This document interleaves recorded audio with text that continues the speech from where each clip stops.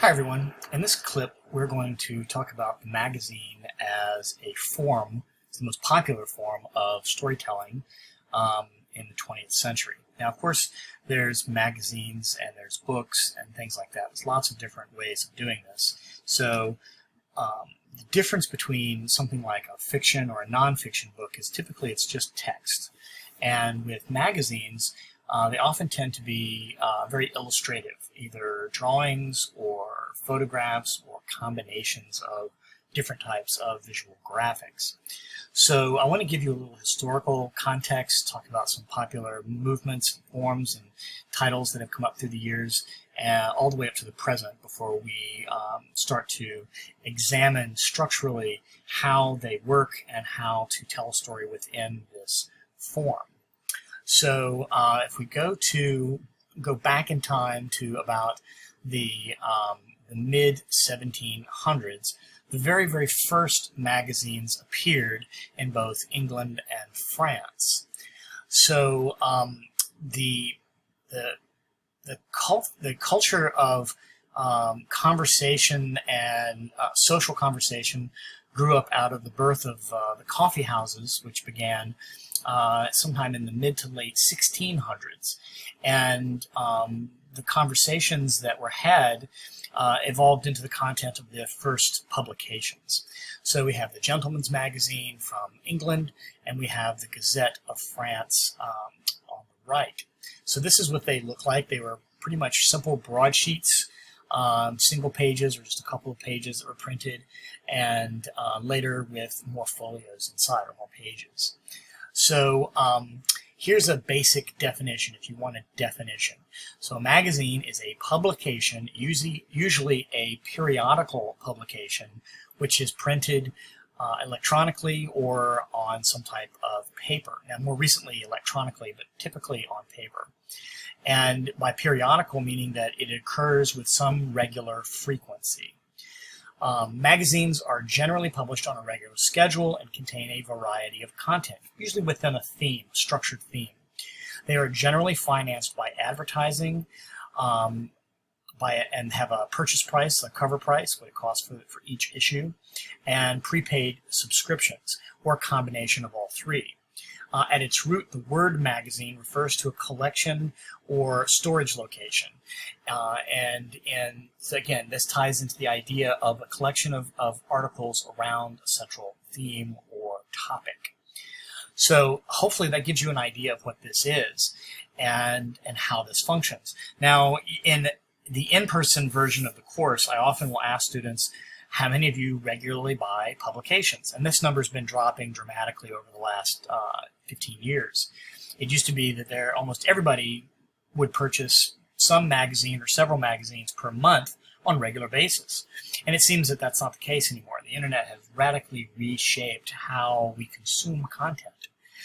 And so we're using the magazine in our first few assignments as a form to explore because it was so iconic, and it still does exist. In fact, there are more magazines now than ever before, but they all have smaller audiences. So it used to be that, say, a magazine like Time might be printed in the millions and have a readership of that scale.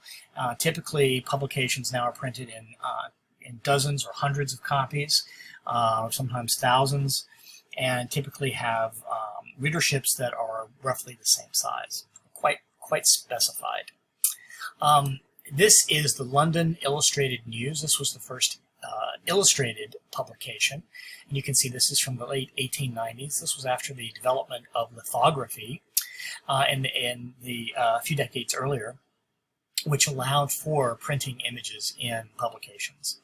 And the Illustrated News was richly illustrated with these beautiful lithographs, and this led to the interest in more visuals being used. So you started seeing a proliferation of more types of illustration. So we have political satire on the left and something more stylized on the right. So Puck and the Century were very popular in late 1800s and the early 1900s. Scribner's Saturday Evening Post were very popular. The Saturday Evening Post was popular into the 70s. and it featured illustrations as well. These were mostly long-form reads, though. So most of the articles were text, and they would take you quite some time to read. And most magazines don't do this anymore. There's only a few left that actually produce long-form content. The Atlantic, Harper's Weekly, the New Yorker, most everything else is, the content size has reduced drastically down to just, down to a few hundred words sometimes, just little bites. And all of these traditional magazines, these go back again to the turn of the century, would almost always have some sort of elaborate, very beautifully painted illustration to have on the cover, which would draw in the viewer. So the idea of the cover as a visual focal point to draw the eye in began almost at the beginning of the form's development.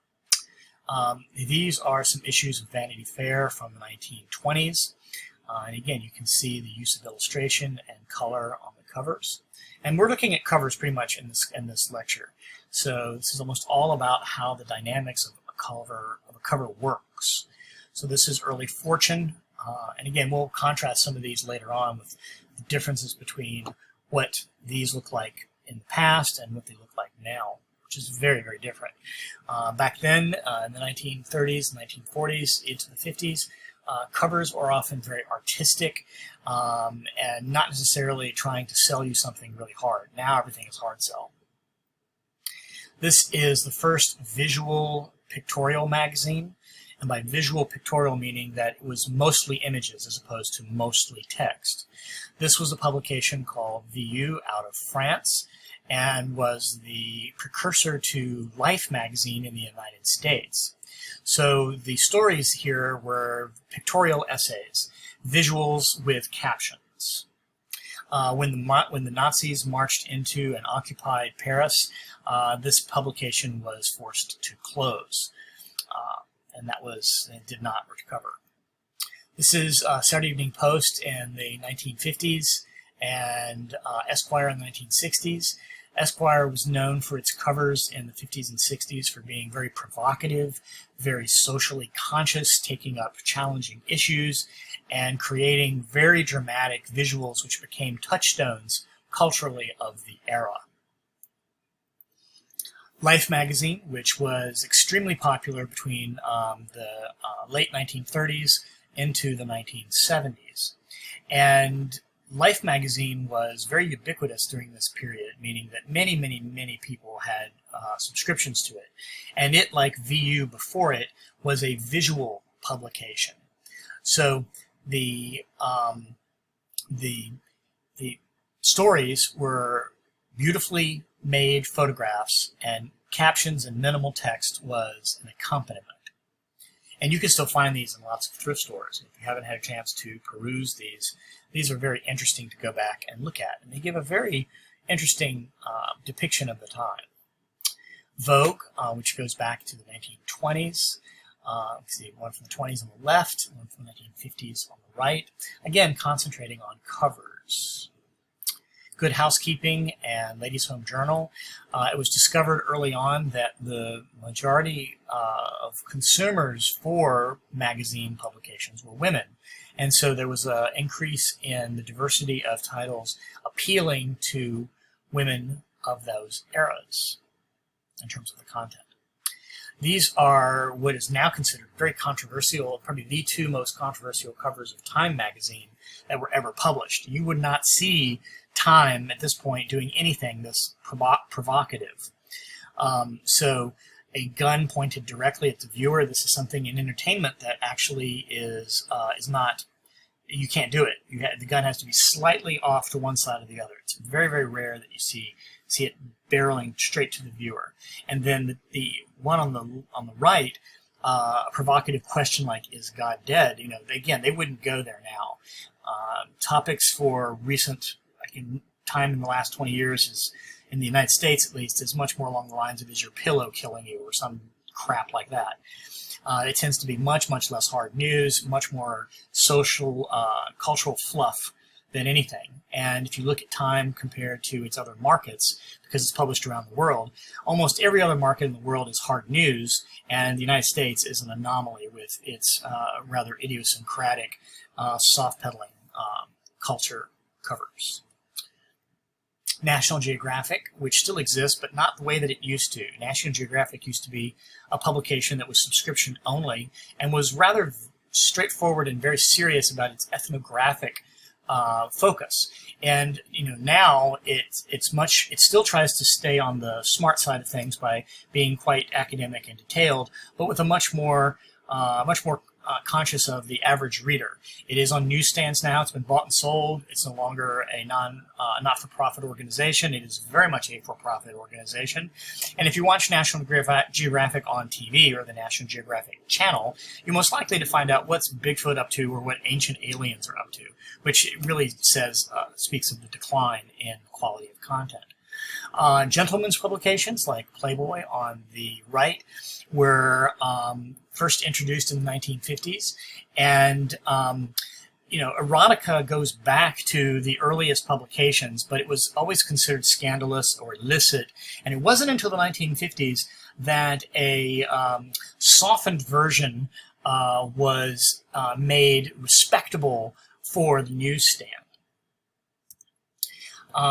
Ebony on the right, which appealed to black readers, and Ms., which appealed to women readers who were feminists, emerged. Ebony goes back into the 1960s, and Ms. began in the 1970s, and still exists. Now let's talk about the avant-garde or the underground movement, because here, this is where a lot of the experimentation took place. And what I think I'm going to do is I'm going to stop this and pick this up in the next clip so that these clips aren't so long. So we'll continue talking about underground and avant-garde publications in the next clip.